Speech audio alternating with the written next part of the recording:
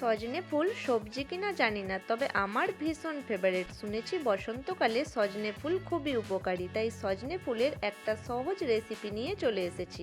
প্রথমে কড়াই সরিষার তেল দিয়ে তাতে গোটা জিরের ফোড়ন দিয়ে দিলাম। এর মধ্যে দিয়ে দিচ্ছি পেঁয়াজ কুচি, চেরা কাঁচা লঙ্কা, টমেটো কুচি, লবণ ও হলুদ গুঁড়ো।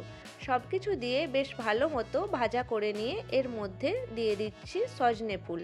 সজনে ফুলগুলো দিয়েও আমি বেশ কিছুক্ষণ এগুলো নাড়াচাড়া করতে থাকবো। সজনে ফুল থেকে হালকা হালকা জল বেরিয়ে এসেছে আর তার মধ্যে এগুলো ভাজা হয়ে যাচ্ছে।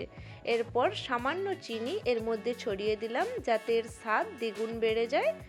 এরপর যখন একেবারে ভাজা হয়ে আসবে তখন কিছুটা পোস্ত ছড়িয়ে সব কিছু ভালো করে মিশিয়ে নিয়ে এটা নামিয়ে নিচ্ছি। রেসিপিটা যতটা সহজ, খেতে কিন্তু ততটাই টেস্টি। আপনারা অবশ্যই বাড়িতে ট্রাই করবেন, আশা করি খুবই ভালো লাগবে। ধন্যবাদ।